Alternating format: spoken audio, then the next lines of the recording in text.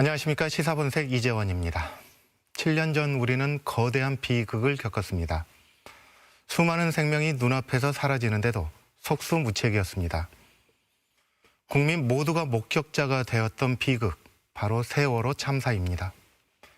세월호는 우리 공동체를 각성시켰고 촛불혁명의 불씨가 되어 체제를 무너뜨리고 새로운 정부를 탄생시켰습니다. 그날 이후 7년, 세월호는 우리 사회의 모든 것을 바꿔놓았지만 왜 그리 많은 사람들이 구출되지 못하고 눈앞에서 희생되어야만 했는지 우리는 여전히 그 답을 알지 못합니다. 오늘 그 이야기를 다시 해보고자 합니다. 세월호 이야기를 하기 위해 이분을 모셨습니다. 예은이 아빠로 기억하시는 분들 많으시죠? 4.16 세월호 참사 가족협의회 유경근 집행위원장 나오셨습니다. 안녕하십니까? 네, 안녕하세요.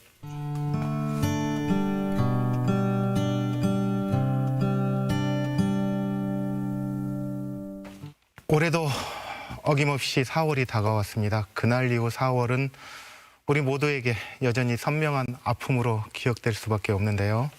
유경근 위원장님 어떻게 지내고 계십니까? 네, 4월이 되면 많이 아픕니다. 마음도 아프고 또 몸도 많이 아파오고 그러는데요. 그러나 그럼에도 불구하고 4월을 지낼 수 있는 것은 많은 분들이 기억해주고 계시고 또 응원해주고 계시기 때문에 그 힘으로 좀 버티고 있습니다. 그런데 꼭 말씀드리고 싶은 것은 올해가 이제 7년째 7주기인데요. 그전 6년보다도 조금 더 많이 힘든 것 같습니다.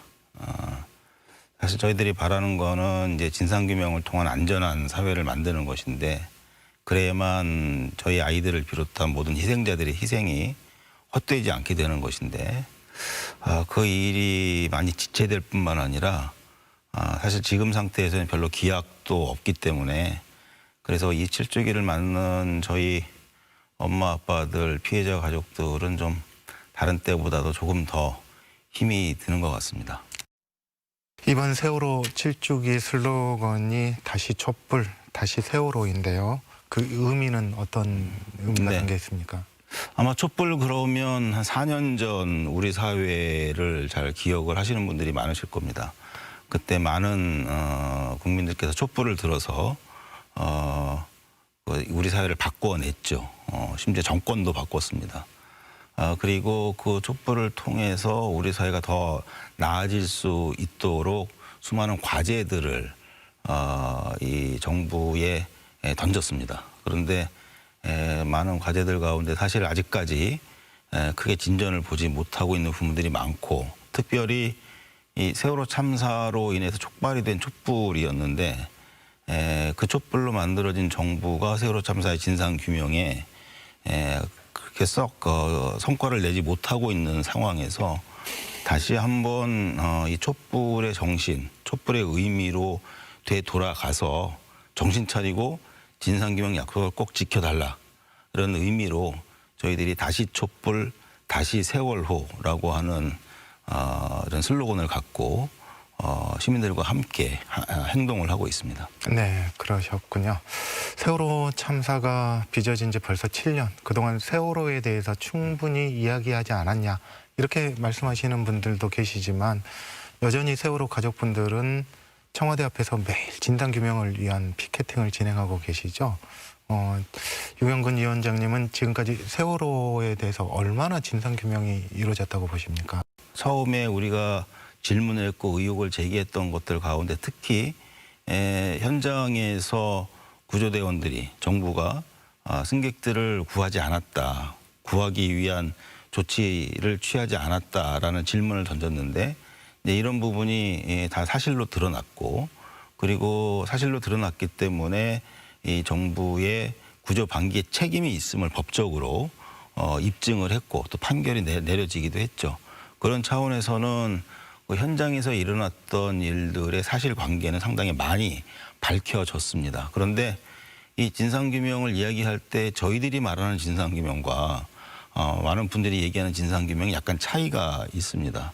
저희들은 세월호 참사 당시 그 침몰 현장에서 해경이 구조를 잘 했느냐 못했느냐, 구조를 하기 위한 이런 노력을 했느냐 안 했느냐를 묻는 게 아니고요. 그건 저희들은 첫날부터 알았었고요. 그렇지 않았다는 것을. 그렇다면 왜 사람들을 구하기 위한 노력을 하지 않았느냐. 그런 조치를 취하지 않았느냐. 그 이유가 무엇이냐를 물은 겁니다. 그런데 아직까지 그 이유는 전혀 밝혀지지 않은 거죠. 그런 측면에서 진상규명은 전혀 되지 않았다라고도 이야기할 수 있지만 그러나 처음에 말씀을 드린 대로 많은 사실관계는 또 밝혀지고 있어서 그런 측면에서는 진실에 다가가기 위한 노력은 계속되고 있다. 이렇게 평가할 수 있을 것 같습니다. 네, 현재 진상규명을 사회적 참사 특별조사위원회에서 하고 있죠. 활동은 어떻게 잘 진행되고 있습니까? 네, 열심히 하고 있습니다. 그런데 열심히 하는 거에 비해서 그렇게 평가가 썩 후한 편은 아닙니다. 벌써 이 사회적 참사 특별조사위원회가 세 번째 만들어진 조사위원회인데요. 그리고 원래 법에 규정되어 있던 2년간의 활동을 지난 연말에 마쳤습니다. 그리고 법을 개정을 해서 1년 6개월의 활동 기한을 더 확보를 했죠. 그러니까 총 3년 6개월을 활동을 하는 겁니다. 그런데 이런 과정에 비추어 볼 때 아까 제가 말씀을 드렸던 대로 왜라고 하는 질문에 대한 답을 아직까지는 충분히 하지 못하고 있습니다. 그런데 이것이 단지 이 사회적 참사 특별조사위원회만의 문제인가? 라는 데에서는 좀 다른 생각이 있습니다. 사회적 참사 특별조사위원회는 이제 강제 수사 권한이 없이 조사 권한만으로 진상규명을 하고 있죠. 그리고 이 한계는 우리 모두가 다 알고 있습니다. 처음부터 우려를 많이 했고요. 그래서 이 특별법에 이 조사 권한의 한계를 뛰어넘을 수 있는, 극복할 수 있는 이 보완 방안들이 들어가 있었습니다. 예를 들면 특검을 요청할 수 있는 권한이라든가 또 수사를 요청할 수 있는 권한이라든가 이런 것들이 있었죠. 그런데 결과적으로 보면 아직까지 몇 차례 특검 요청을 했었지만 지금까지 단 한 번도 이 특검이 가동이 된 적이 없습니다. 또 하나 검찰에서는 야심차게 특별수사단을 띄워서 정말 백서를 쓰는 심정으로 유가족들에게 한이 남지 않도록 철저한 수사를 하겠다고 다짐을 했지만 올해 1월 달에 수사 결과 발표 내용을 보면 대부분에 대해서 무혐의로 종결을 시켜버리는 결과를 가져왔죠. 그러니까 결국 이 사참위가 열심히 조사를 해서 여러 가지 정황이나 증거를 찾아내기도 했지만 그것을 수사로 마무리를 해줘야 되는데 이 수사가 이 조사의 결과를 거부한 것이죠.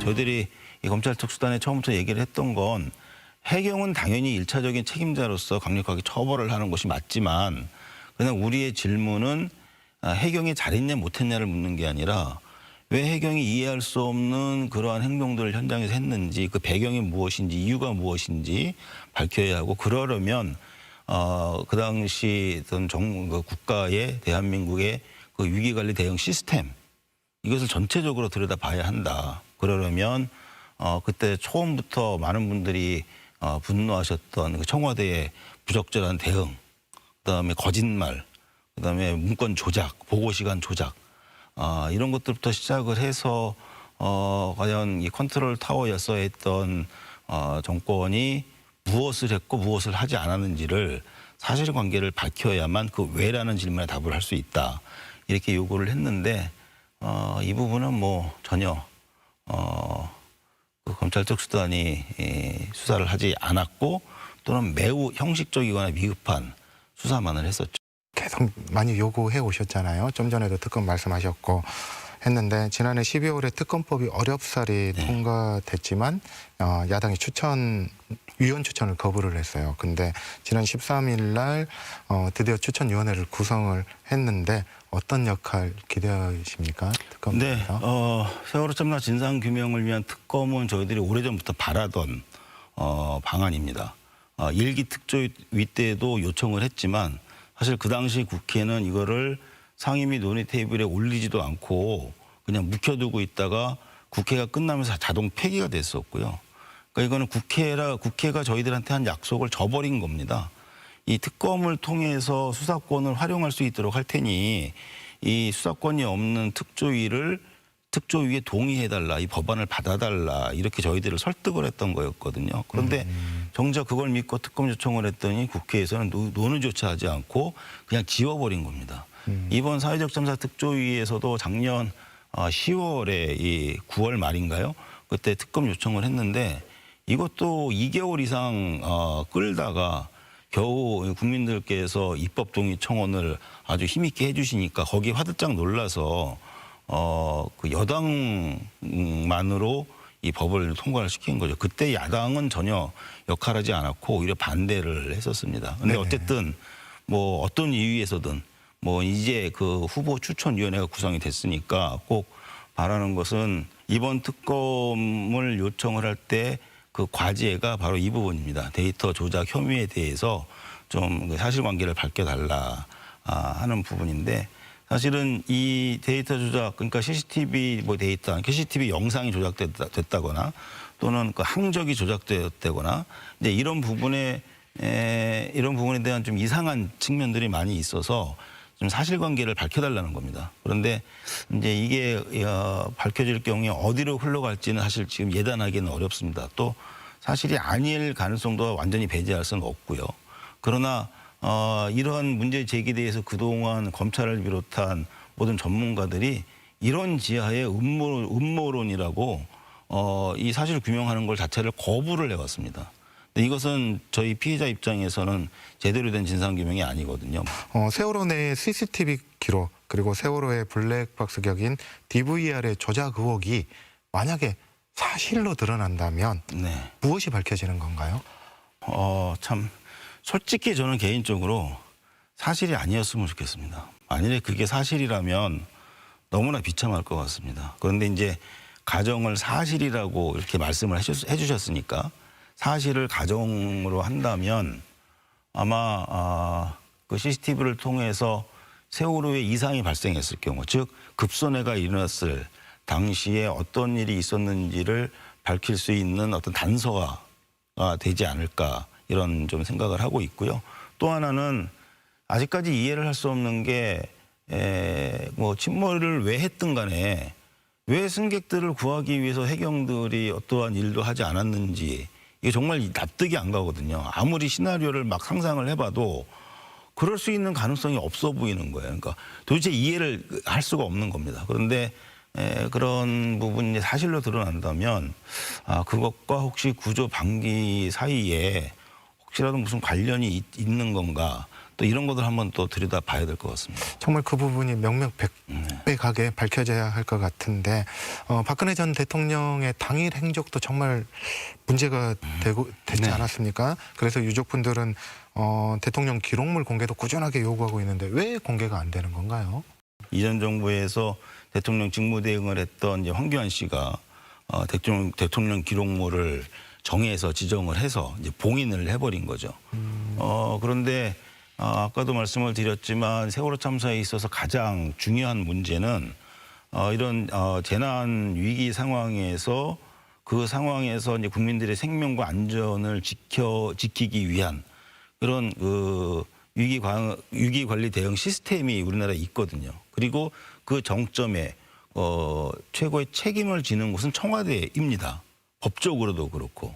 그런데 그게 세월호 참사 당시에는 전혀 작동을 하지 않았고 오히려 구조를 방해하는 듯한 그런 정황들까지 뭐 교신을 들어보면 많이 나오고 있죠. 그리고 실제로 그 오전부터 저녁 때까지 청와대가 무슨 일을 했는지는 전혀 지금도 밝혀지지 않고 있고요. 그 대통령 기록물이 공개가 되면 네. 방금 말씀하신 그런 내용들이 좀 밝혀질 것 같은데요. 있기를 기대하고 있습니다. 뭐 한간에는 기록물을 지정을 했지만 중요한 건 이미 다 뭐 없애버렸다. 뭐 이런 얘기들을 하시는 분들도 계시는데요.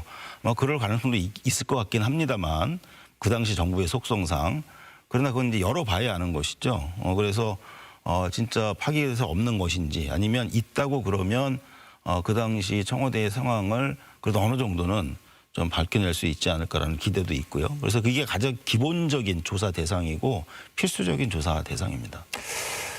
지금도 가장 풀리지 않는 의혹이 여러 차례 말씀해 주셨지만 왜 구조하지 않았나 이거 아니겠습니까? 네. 궁극적으로 밝혀야 될 세월호의 진실 무엇이라고 보신가요? 네. 지금 계속 말씀을 드린 그리고 진행자께서도 지금 말씀해 주신 왜 현장에서 해경이 그것도 현장에 출동한 해경뿐만이 아니라 그 현장을 관리하고 해야 했던 해경 지휘부, 상황실 이런 데에서도 승객들을 탈출시키기 위한 어떠한 그 시도도 또 그런 지시를 내리기 위한 상황 파악도 하지 않았거든요. 이건 매우 이례적인 겁니다. 어떤 사건에서도 이런 식으로 정부가 대응을 한 적이 사실 없었거든요. 그러니까 많은 사람들이 잘은 못했지만 그래도 애는 썼네 이렇게 얘기를 하는 건데 세월호 참사는 아무도 그렇게 얘기를 못 하거든요. 그래서 이 부분을 왜 도대체 한결같이 모든 대원들, 해경들 이런 사람들이 그렇게 행동을 했는지를 좀 밝히는 것이 가장 핵심 중에 핵심인 것이고요. 그 전제는 만일 적절한 조치, 여기서 말하는 적절한 조치는 아주 큰 조치가 아닙니다. 탈출하라는 지시 한마디였거든요. 이건 2015년에 대법원이 인정을 한 사실입니다. 승객들을 살리기 위한 조치는 다른 거 필요 없었고 탈출하라는 지시 한마디였으면 됐다. 그러면 대부분의 승객들이 길어야 8분 안에 모두 탈출할 수 있는 조건이었다. 그런데 그 한마디를 하지 않은 거거든요. 근데 이것도 매우 이해할 수 없는 거고 이 부분이 밝혀야 될 핵심인데 근데 저희들이 진행을 하면서 계속 의문이 커가는 건 뭐냐면 침몰한 원인이라든가 또는 이후에 진상규명을 그렇게 조직적으로 방해한 그런 이유와 책임 그 가운데 있는 이 구조 방기의 이유 이 모든 것들 사이에 혹시 무슨 연관이 있는 것은 아닌가 그러지 않고서야 저렇게 집요하게 방해할 수 있었을까 불법적으로 특조위를 강제 해산시킬 수 있었을까 이런 의문까지 이제 확장이 되는 거죠. 그러니까 하루로 빨리 진상규명을 철저하게 하셔야 저희들이 갖고 있는 이런 의혹들이 사라지거나 또는 잘못된 의혹 제기라고 그러면 또 그것을 수정을 하거나 이걸 할 수가 있죠. 그런데 안 하니까 저희들은 계속 질문을 할 수밖에 없습니다. 그런 의미에서 하루라도 빨리 정말 진상규명이 이루어져야 될 것 같은데 문재인 정부가 출범하면서 약속했었잖아요. 진상규명. 네. 근데 지금 얼마나 그 약속 이루어졌습니까? 참 많이 안 됐습니다. 저희들이 이제 문재인 정부 출범하면서 믿었던 이유, 그다음에 기대했던 이유는 다른 게 아니고요. 이 사참위가 조사 권한밖에 없는 상태에서 진상규명을 하기가 매우 어렵다는 것은 이미 일기특종이나 선체조사위원회를 통해서 입증이 되었습니다. 직접적인 수사권을 주기 전에는 자체적으로 그 한계를 극복하기 어렵다. 그런데 이 조사 권한의 한계를 극복할 수 있는 또 다른 길이 있었거든요. 그건 뭐냐면 정부가 조사에 적극적으로 협력하고 대응하고 지원을 하는 거였습니다. 그러면 이 진상규명 조사의 대부분의 대상이 사실은 정부이고 공직자들인데 정부에서 그렇게 적극적으로 대응하고 협력을 했더라면 강제 수사 권한이 필요 없는 것이죠. 이걸 기대했던 거고 당연히 그렇게 하리라고 생각을 했고 그런 약속도 받았습니다. 그런데 실제로 작년 하반기에 들기 전까지는 사참위의 어떤 요구에 정부에서 특히 그동안 한 번도 조사해보지 못했던 청와대라든가 국정원, 군 등은 일절 조사를 거부해왔고 이런 상황을 이 청와대는 전혀 컨트롤하지 못했고 또 안 했습니다. 그게 이제 지금까지 문재인 정부에서 진상규명 책임을 다하지 못한 것이라고 저희들은 지적을 하고 있는 것이고요. 남은 임기 1년 동안 이 부분을 정확하게 좀 바꿔서 1년 동안 적극적으로 협조하고 모든 것을 제출하고 응하고 진술하고 하는 일들을 한다면 생각보다 빠른 시간 안에 진상규명이 될 수 있다. 그래서 저희들은 지금 1년 넘게 문재인 정부 임기 내에 진상규명 책임을 다하기 위한 방안들을 계속 제시를 하고 있는 겁니다. 네, 1년 남은 임기 1년 남은 정부의 역할 정말 중요한 것 같습니다. 그리고 또 사회적 참사 특별조사위원회 임기도 이제 1년밖에 남지 않았지 않습니까? 남은 기간 동안에 무엇에 집중을 해야 될까요? 예, 사참위가 좀 조사 성과를 확실하게 내는 게 가장 중요하죠. 가장 우선적이고. 그런데 여기 한 가지 이게 사참위에 저희들이 더 요구를 하는 게 있습니다. 그동안 많은 국민들이 사참위에 대해서 좀 비판적인 생각을 갖고 있는 이유는 뭐냐면 열심히 하는지 안 하는지 그걸 모르기 때문이에요. 뭘 하고 있는지를 모르기 때문에.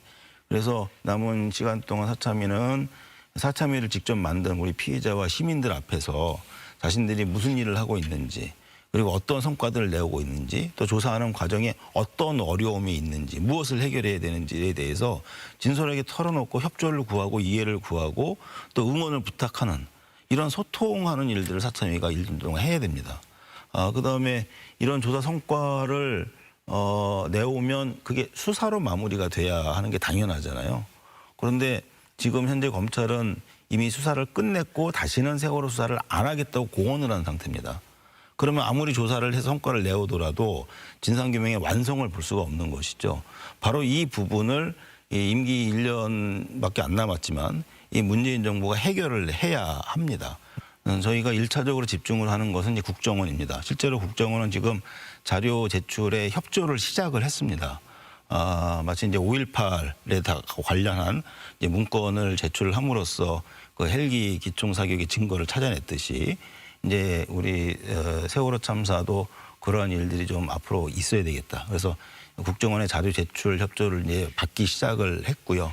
이걸 통해서 세월호 참사 당시에 왜 정보기관이 유가족들을 사찰을 했고 그다음에 이 대응하는 데 있어서 청와대에다가 이렇게 잘못된 대응 방안들을 제언을 하고 그리고 그 제언들을 청와대는 다 받아서 실행을 했거든요.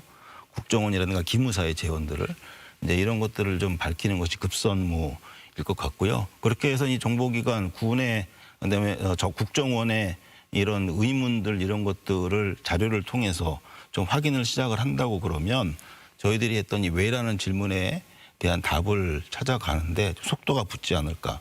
이 1년 동안 이 국정원에 대한 조사, 그다음에 비슷한 의미로 군에 대한 조사가 좀 가장 중요하게 이루어져야 될 거고요.